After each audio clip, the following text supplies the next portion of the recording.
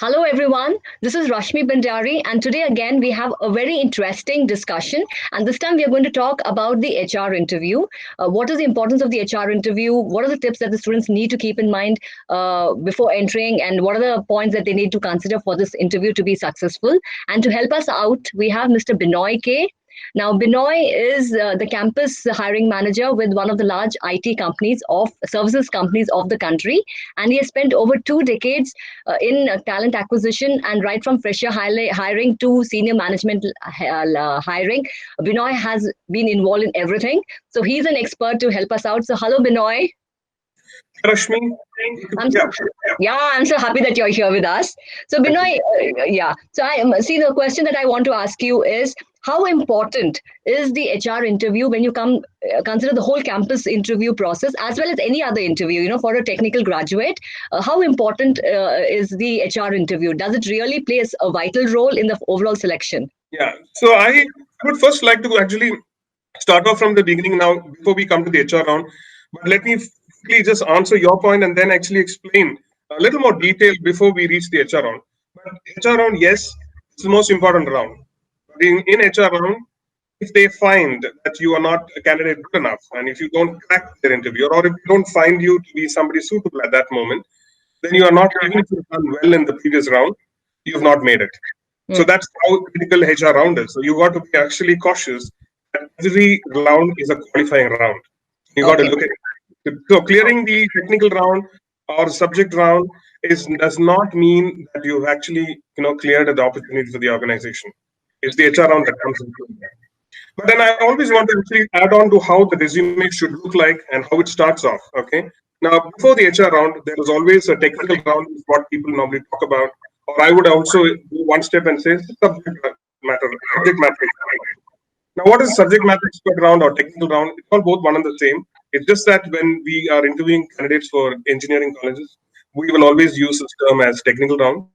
And if it is not an engineering college and if it's something else, then if it's another area of other than engineering degree, then it is called as a subject matter round.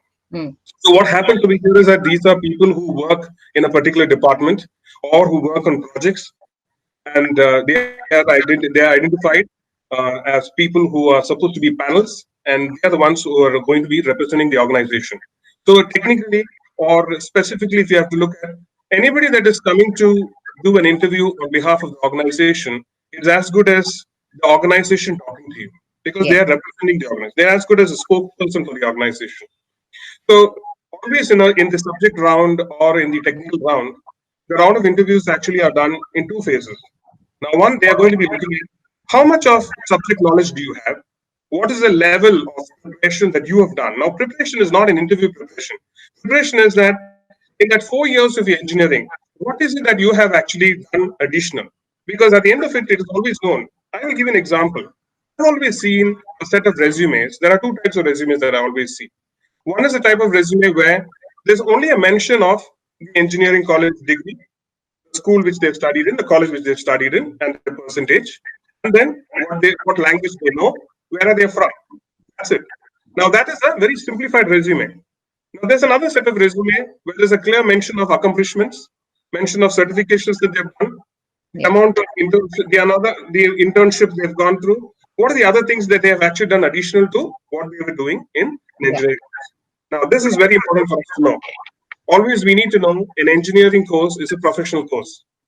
So if a company is coming to interview you at the end of your course, it's very important for you to know that means it is somewhere considered worthy or professional as a course. So when that is there, you need to actually understand it is not just like going to college, just attempting your notes, attending your classes correctly, and just getting a score there, because that is given. You need to get that.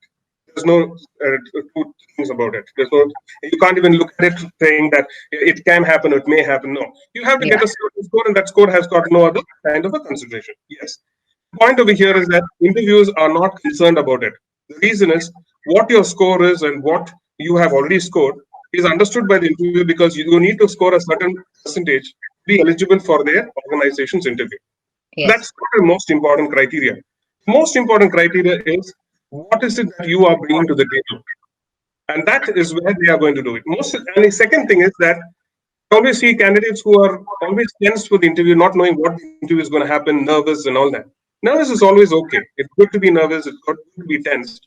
But then the important thing is that if you have already done your homework, you don't need to actually get worried about what the questions would be. But if Yes. you have not done your homework and if your resume is as simple as the first resume that I said, you're always going to have the interviewer ask their questions. And when they ask their questions, you don't know what questions are going to come, and you are not going to be able to answer any of them. And that Yes. is where most of the candidates fail then. Which is the candidate who is able to crack the interview? The candidate who's gone the extra mile, who has done beyond that syllabus, what is prescribed.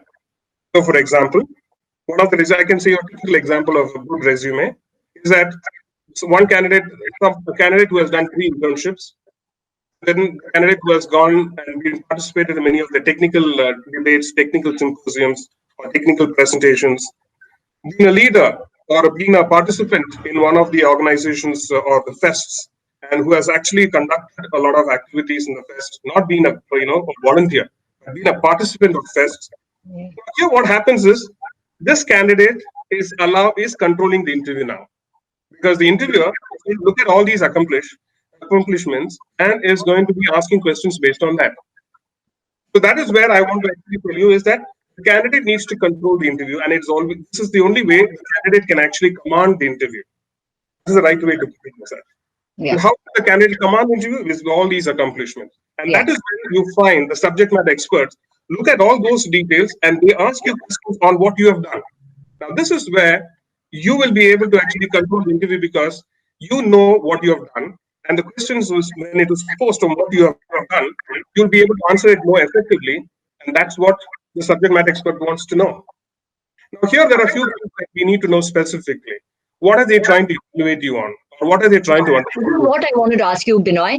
What are the things that the HR is looking at? So because we know technically what they're looking at, but what are the traits? Because this is HR looks like a little vague for most of the people. So what are the typical qualities or traits that the HR is looking at during the interview? So the most important thing is, as I specifically mentioned, the HR interview is always going to be comprised of. They're going to be always looking at every question which they've asked. They always want the individual to specify with an example. Hmm. They want to tell you what is an action that you've done and what result that you've actually achieved for all the questions that they generally have. It's called the year model. You can look at it from that aspect. What is it And then called? What model? year model. Okay. Example, action, result. Okay. Okay. Whenever you answer something, you always will have to actually put an example to it. Hmm. And then you will explain with an action on what did you do and how did you go about doing it. And then Yes. how did you achieve it? And All what right. was the final result? Okay. Yeah. And anybody will actually, so if you actually base your interview with that specification, in the interview process, the interviewer is going to be impressed. And they're also going to understand actually what is it that you've actually, what are you trying to convey. But let me tell you, what are we looking at in HR round? HR round is a very, it looks very simple. It's a round where just more of a rendezvous that is generally happening. Okay. But again, here's where I tell you, how does this rendezvous generally happen? Is when the candidate is coming with the presentation. Okay. Now, when I say presentation, resume is a presentation of Yes. you because the interviewer doesn't know you and you don't know the interviewer. It's two strange people talking. But what is more in common is there's a professional element to it. You coming from a professional course, and the interviewer is also coming from a professional environment. Hmm. It's going to be a professional discussion at that moment.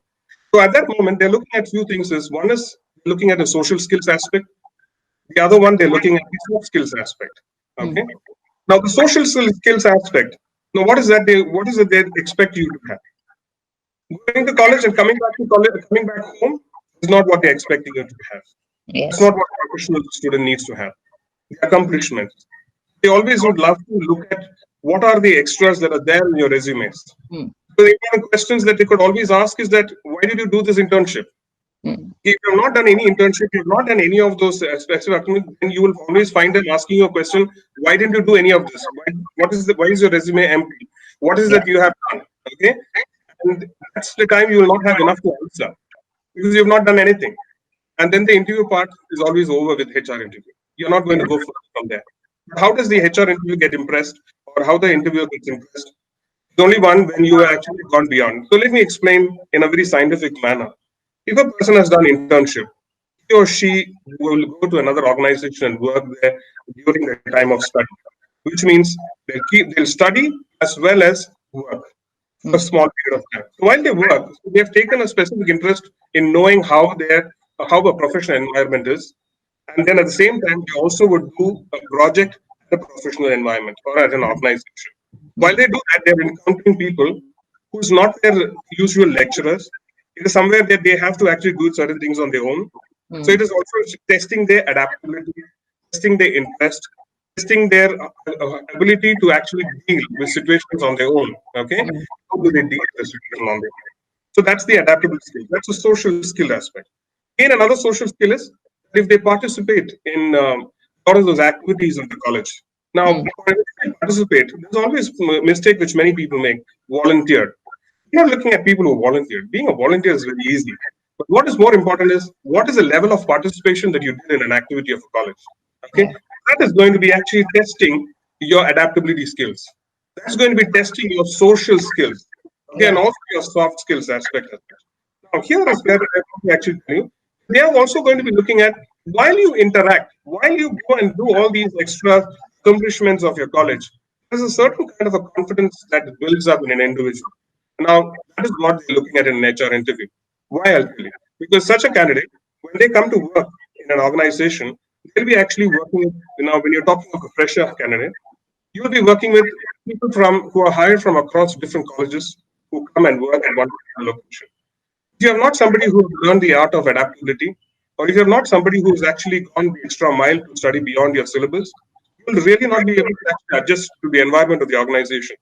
Because right now it's very simple. Last year, the situation was different. This year, the situation is different. The pandemic situation, the work environment, the work expectation is all totally different. Now, how do you deal with the ambiguous situation? Dealing with ambiguity. Now, that's the critical thing. Now, dealing with ambiguity is what a professional student should learn and equip. And you will Mm. learn and equip not by just going to college, studying a syllabus, and coming back, and again going back to college, studying a syllabus, and coming back. It requires you to actually go the extra mile by doing a lot of other things, which Mm. does not actually prescribe in its syllabus, but it's beyond its syllabus. Now, Okay. how do they do that? There's a lot of other ways that they can do it. I'm sure the college has got a lot of those means for them to understand, but the college has got a lot of those activities. They need to actually go further and step further because nobody's going to come to them. Because Mm. even in a work environment, the reason why the HR round is more specific on that and why we test on social and the soft skill aspect or the adaptability aspect is only because in an organization, you don't have a scenario where somebody is going to come and tell you what to do and how to do it. It's Yeah. all about how you will understand what is the concept of the job and how you competitive you are and how well you can actually adapt yourself to the situation and pick up the job and start doing it. Because nobody Okay. has the time. You're always looking at somebody who can efficiency, how fast you can equip yourself. And this is Yeah. what this is Yeah. why we look at an HR round. So we look at so to sum it up to explain the HR round is very simple. It's a clear-cut conversation that happens there. In those conversations, it is these which we try to understand if the individual has. If you are somebody who's not done that, that is where they don't crack the interview process. All right. And what are the common mistakes quickly, Binoy, that students usually make, and which immediately puts the HR off, because I know, there are questions on higher studies and, relocation and shift and all that, which also they mess up. But otherwise, what are the common mistakes that students actually make, which could be avoided? So always, specifically when it is campus interviews, one important thing that the candidate needs to do is they need to check with the placement office as to what this company is all about and what are his expectations, Mm. what is the exact job description of this organization, and what are their expectations. Mm. If the company's expectations that if it's a global company and if it's a company which is spread across everywhere in India, then you need to ask that is this company specifying which location are they hiring in? Now these questions are very important for them to know and they have to prepare. This is the homework they need to prepare, not to Mm. prepare for. So when people say prepare for an interview, this is what they need to prepare because you have already prepared for 21 years for an interview. You don't Yeah. need to prepare anything specific. Yeah. Critical thing is they need to understand what is this exact expectation of the organization. One, what is the job description all about?